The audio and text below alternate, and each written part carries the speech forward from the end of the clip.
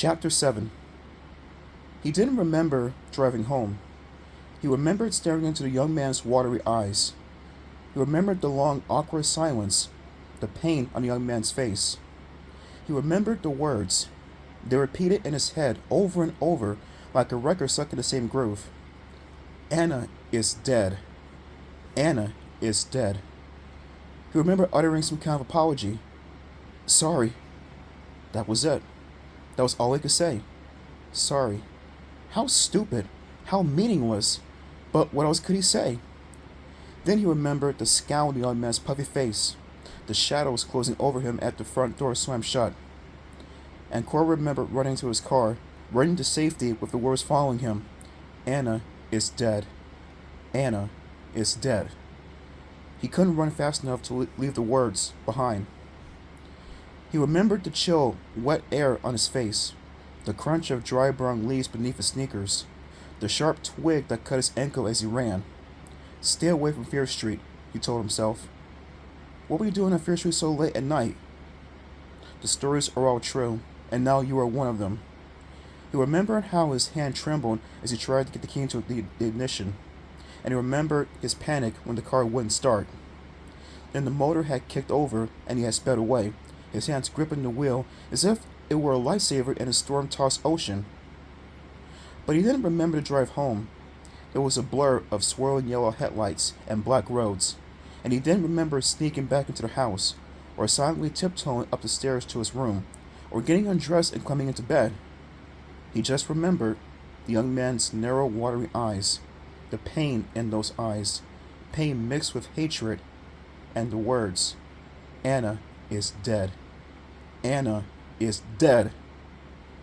He didn't fall asleep until after 4 in the morning, and then it was a light sleep, a fitful sleep filled with floating faces he didn't recognize, and tilting car headlights that sometimes seemed to be heading right at him and sometimes seemed to shine right through him.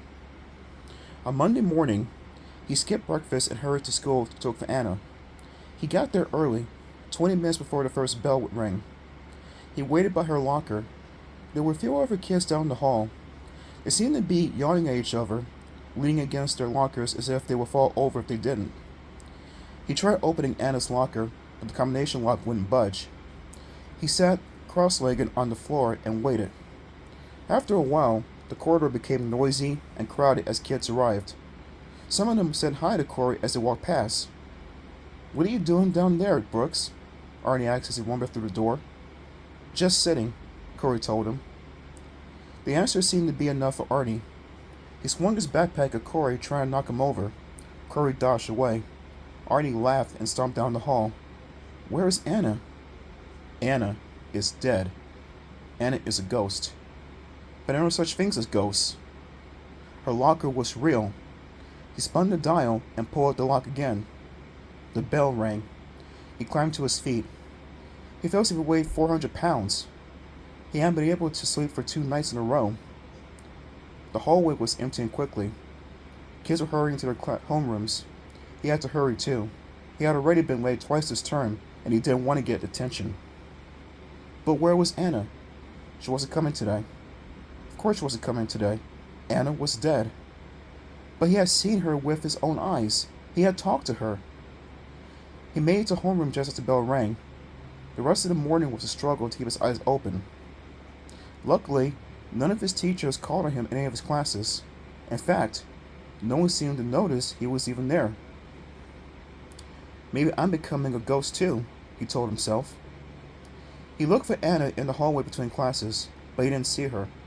Just before lunch, he had ran into Lisa as they were depositing their book bags in the lockers. Was Anna Corwin in Fixes this morning? He asked her eagerly. Good morning to you too, Lisa said sarcastically. Oh, sorry. Good morning, Lisa. Was Anna Corwin in physics this morning? She angrily slammed the locker shut. No. Oh. Corey tossed his book back into his locker. He didn't see the annoyed look on Lisa's face. Then I guess she was absent. You're a real Sherlock Holmes, Lisa said, shaking her head. She jammed the lock shut and started to walk away. But then she changed her mind and came back to the locker. What's your problem anyway? Problem? How did Lisa know I had a problem? Why are you acting so weird? I'm not acting weird. I just. He started to make some excuse, but then he decided to tell her. He had to tell someone, and she was his oldest friend after all. As they walked down to the lunchroom, he told her about the rest of Saturday night.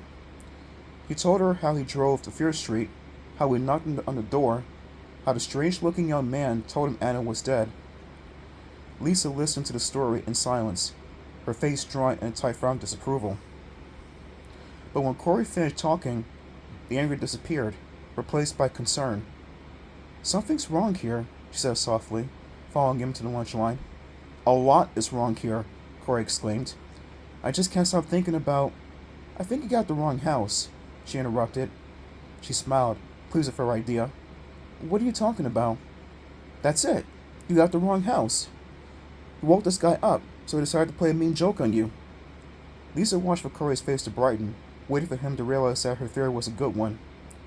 But his only reaction was a weary sigh. Get real, he muttered gloomily. I didn't have the wrong house. You don't know for sure, she insisted, although she could see this theory wasn't going to go over. What did you think you were doing anyway? She asked, poking him in the ribs the way she'd been doing it since they were kids.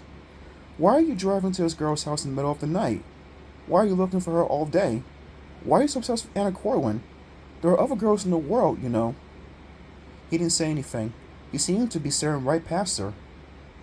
Corey, did you hear a word I said? Yeah, sure, he answered quickly, still not looking at her. You said the guy in the door was playing a mean joke on me. Anna is dead. Some joke. Bye, Corey. She gave him an exaggerated handshake and started to leave. What about lunch? He called after her. I'm not hungry anymore. Hey, you want to walk home after school? Can't, he called to her. Mondays today I work in the office. A lot of kids do clerical work after school in the office. The pay wasn't too bad and the work was easy, mostly copying and filing. He watched her make her way through the crowded lunchroom to the double doorways that led to the hall. Why had she accused him of acting weird? She acted pretty weird herself, he decided. So temperamental, always angry at him. Why? What had he done to her? Suddenly, an idea formed in his head. The office. Of course. Why hadn't he thought of it before? The office. After school in the office, he would be able to answer all his questions. He got off the lunch line and started toward the door. He decided to go outside and get some air. Maybe walk a bit. He wasn't feeling hungry either. Corey's fingers were black. They always were after he used the copy machine, and the ink stayed on for days. He finished copying the announcement about the faculty blood drive. He had one other copy to run out before the office chores were finished. Moving more quickly and quietly and sneakily than he really needed to, he made his way to the door of the inner office and peered in. The room was empty. He had overheard that Mrs. Sewall, the principal, had ordered for toothache, and one of the secretaries was out sick. That left only Miss Markins, who was busily typing away in our reception area. The coast was clear, and would probably stay clear. He slipped into the inner door office and pulled the door nearly shut. His hand went for the light switch, but then he realized it might be a bad idea. Miss Markins was sure to notice it. He crept over to the principal's desk in the center of the small office. Framed photographs of Mrs. Sewall's two sons seemed to stare at him disapprovingly. Corey walked silently around the desk to get to the object of his search. Against the back wall were the great filing cabinets.